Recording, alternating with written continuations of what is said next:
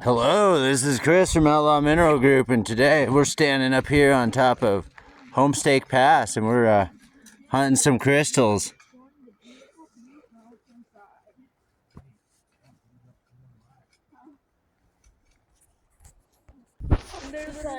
Alright, so here we are. We're doing a little digging today.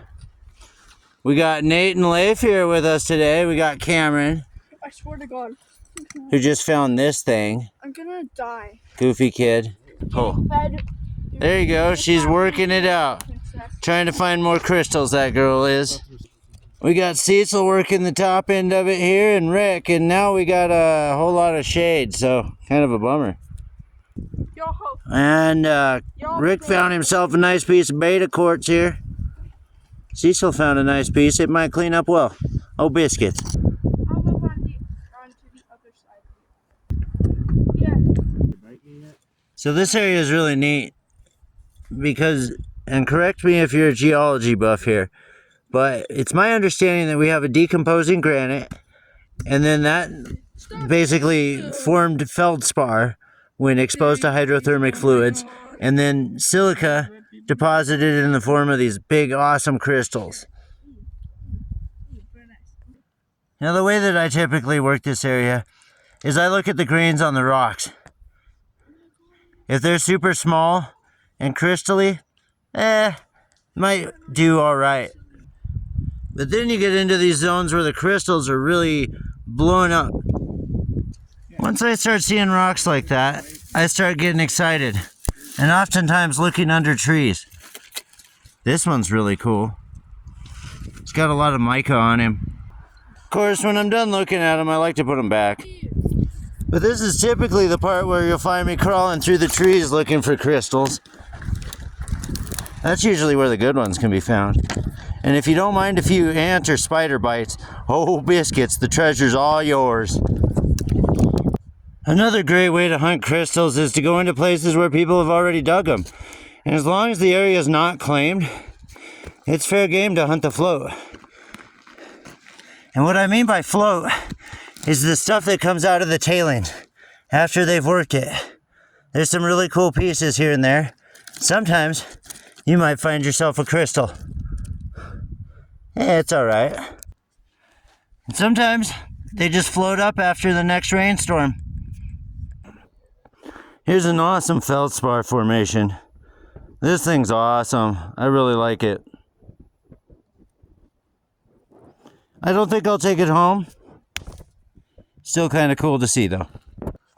When you start seeing rock formations like that, then typically it lets you know that there's a lot of crystals in the area. This zone, not so good. The rocks are typically pretty small grained. As the grains get bigger, it tells you you're getting warmer. Starting to get into pegmatite. And when I say pegmatite, this is what I mean. It's actual little crystals that are within a bigger piece of feldspar. When you start seeing granite like this, it's typically a good sign. Or like this. These are what they call beta crystals. They typically host a much better crystal. Now typically if you work these zones, the good primary crystals that you're after are not too far away. This one's really nice.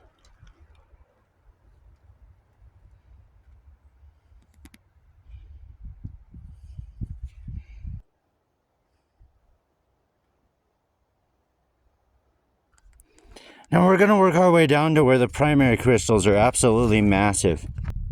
Here's a great big old piece of it right here. And when I said primary before, I meant secondary. The crystals that come out of this zone are absolutely huge.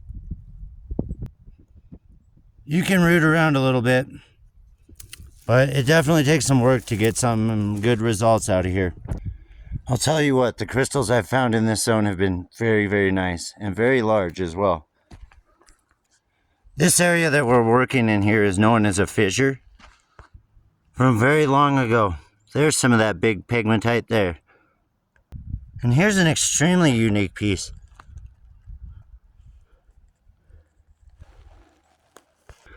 All of the rocks in this zone are very beautiful, even if they're not worth much of anything. Now we're gonna hike it from here to the next part where everybody's at. So we're gonna finish up our workings here and do a little tourmaline hunting now here next. So that'll be the next video actually. Thanks for watching, everybody. I appreciate all of your support and your comments and your likes and everything else.